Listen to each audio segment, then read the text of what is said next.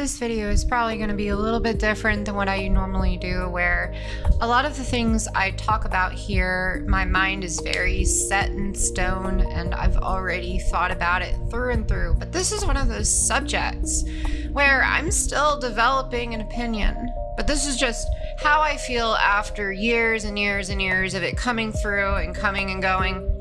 It's not something I think about like every single day, but it is something I think about from time to time. And it came across my attention on a video I was watching, and so I thought I'd make a video about it because it's really hard for me to feel one way or the other on it. So I genuinely want to know what you guys think. And I especially on this, like I normally do read comments, especially on like the first wave of comments. But on this, I'm really curious, like, tell me what you think. Like, genuinely, this isn't just for algorithm's sake. Just tell me what you think. Like, listen to what I have to say, and I want to hear back from you, please. And thank you. And, because I've talked to a few friends about this, and they said my take was very balanced and reasonable, and I hope so. But anyways, enough of that. Let's get right into it. Let's talk about sex work. And as I alluded to, this isn't going to be a simple take from one perspective or another. It's not like I'm picking left or right on this one. I'm genuinely trying to draw something that I feel is very middle grounded. At least I think so. I'm not one of those people that's gonna sit here and tell you that I think sex work should be illegal and that everyone that participates in it is going to hell. If you've watched my channel enough, you know I don't even believe in hell, but that is usually like the right-wing argument for it. But I am also not gonna sit here and tell you that it's like some empowering thing, it's revolutionary, and that we should just be celebrating it. Because I think both of those positions are lazy. And I think that I have a more complicated opinion than either of them. So, let's talk about it. Okay, so first off, I do not think that sex work should be illegal. And I think that my reasoning for that is very pragmatic and straightforward. Adults meet up, they hook up and they do their thing in privacy all the fucking time. And just because somebody says, hey, can you slip me $50? Suddenly that makes it illegal. Like, I'm just not buying it. It just doesn't feel right to me. I don't feel that no matter what my moral grounding or whatever the hell I try to come up with, I should never be able to legally dictate what somebody else does with their own body. I have always stood very firmly about that. So the idea that suddenly, as soon as somebody asks for money in exchange, that it's suddenly illegal, it just doesn't make any sense to me, and it just sounds immoral, like I'm butting in on somebody else's business, literally their business. And so as somebody that 100% believes in bodily autonomy, I think that's a very fair position to have. But legality and endorsement are two different things. And this is where my opinion gets a little more complicated. Here is what bothers me. Somewhere along the way, and I'm not entirely sure when this happened, a significant portion of feminists decided that sex work was to be considered empowering. And as I sit with that and really think about it for a minute, empowering, the original feminist movement fought like hell to establish one core idea: that women are more than their bodies. That a woman's value was not based on how desirable she was to men. That women deserve equal access to education, careers, bodily autonomy, political power, not because of how they look or what they are willing to do sexually, but because they are human beings with minds and capabilities that have nothing to do with their bodies. That was the fight. So when I'm told that one of the most empowering things that a woman can do is monetizing her body for men, I'm sorry, but I genuinely don't see how that's progress.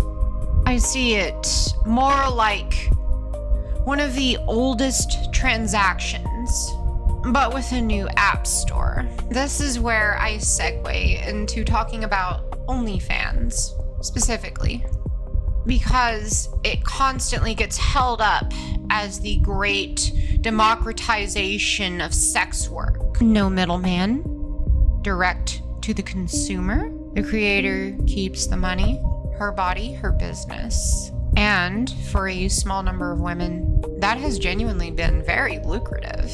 The ones that got in early, the ones with existing platforms, the ones with the resources needed to market themselves. But that is not the reality for the majority of the women on there. The reality for the majority of women on that platform is that they are competing in the thousands with thousands and upon thousands more in a market that is completely fucking saturated. They are working constantly every single day, managing their promotions, managing their subscribers, managing that psychological weight of complete strangers having a sort of access to their body, and most of them barely making anything in the process. And then there are these managers that I've heard about, these OnlyFans managers, who offer to help promotion and growth in exchange for a cut. I want you, the viewer, to really think about what that actually is. A man taking a portion of a woman's earnings, who's selling her body to create those earnings. We do already have a word for that. We have always had a word for that.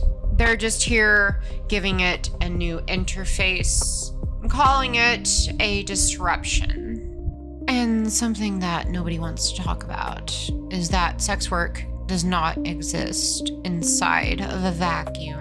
The women that are most likely to end up doing it, not as some fun hustle, but as their primary income, are not the women with the most options. They are the women with the fewest options, actually. They are the women that are struggling financially, that don't have a degree or a safety net, that are looking at the economy right now and realistically what they can actually access. And when society normalizes sex work, we just turn it into another hustle, just another grind. We are making it easier for the most vulnerable women to slide into it, and not always because it's their first choice, but because it feels like the only feasible one in an economy that is constantly failing us to begin with. This does not feel like liberation. Feels more like an economy finding a new way to extract value from women. Women who have fewer places to turn to. And I'm supposed to sit here and say that this is somehow empowering. And I love this one when they go that sex work is the oldest profession. Okay, a few things to unpack here. Just because something is old does not make it good. Slavery is old. Child marriage is old. Feudalism is old. Age is not a moral argument. We have already established that. And here's another thing that I want you all to really fucking think about here. If sex work is the oldest profession, then ask why. Was it really because women in ancient times were choosing this as their career because they felt so fucking empowered throughout all of human history that this was their best path forward? Or was it because throughout history, women had no access to education, property rights, political power, no ability to support themselves independently, and their body was the only asset the patriarchy hadn't found a way to legally take from them yet? This idea that it's the oldest profession is not something to celebrate. It's a description of what happens when you give women no other options.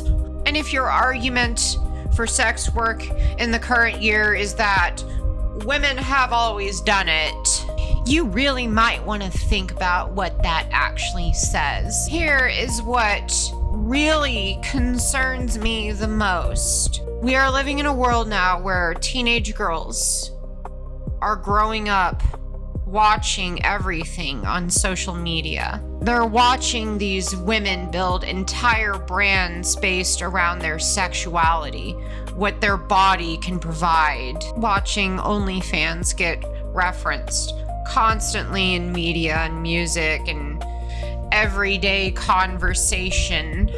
Watching this fucking narrative that the best way forward to independence is with your body. And I want you to think about what that does to a 15-year-old little girl who is trying to figure out what she is worth and how the world sees her and what future she can build. I think about what it means. The most visible, most financially successful women that she sees online are often the ones that figured out how to monetize the male gaze for money. That is the example that we are setting here. And don't get me wrong, I'm not here to blame or shame anyone for doing this at all. And I mean that genuinely. If this is something you do as an adult, totally, you're right. You do you, 100%. I am just trying to ask, what kind of fucking society are we if we produce that as the most effective way forward for young women?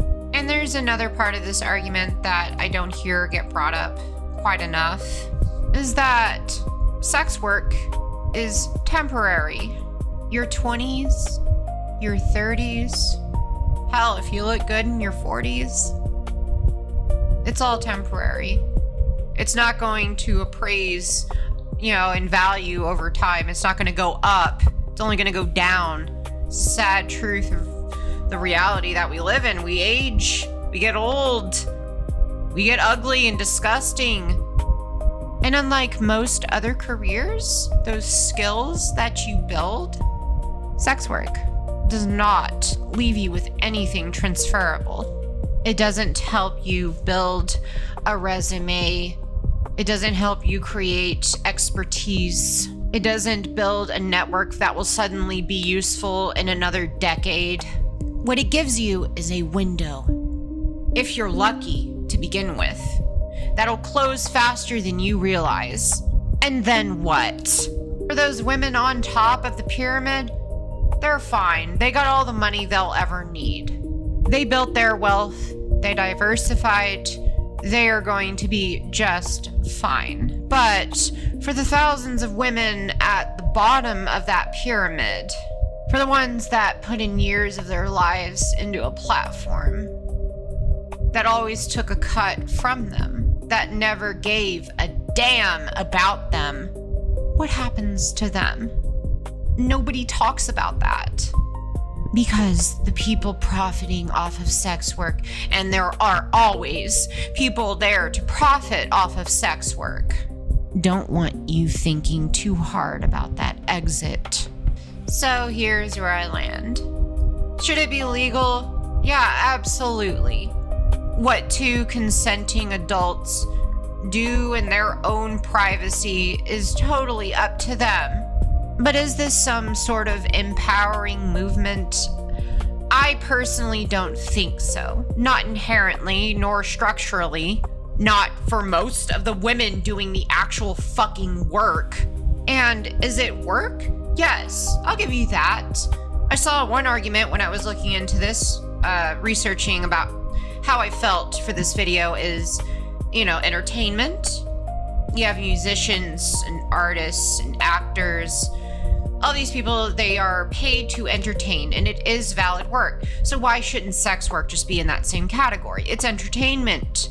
So yes, it's absolutely work. It's something that you do for money that you may not necessarily want to do, but it pays you to do it. But everything else also pays you. And so why should we be leading working class women into doing something that just felt like the path of least resistance? The fact that we can normalize something doesn't inherently make it good. The fact that something is a choice doesn't mean that it's free. The fact that some women thrive in it doesn't mean that it isn't the same system that it always has been. It's male desire and female necessity, and somebody in the middle taking a percentage. This is nothing new. It's old exploitation with a better branding. If you made it here to the end of the video, thank you for watching, and genuinely, please do leave a comment. Whether you're here to agree, disagree, or just criticize or add upon what I have said here, please. I'm open. I could be totally wrong about this entire thing. There could be points made that just bomb what I've said here. But when I go out and I talk to people about this, it seems to be where I'm landing is where it probably should be. But again, please, this is something I genuinely want more perspective on. And anyways, if you found anything of this entertaining or insightful or just like the vibe or whatever, please drop a like, comment, subscribe, maybe. Just a hunch, please. Please. We're climbing, and I do appreciate that too. Anyways, I will see you all in the next one.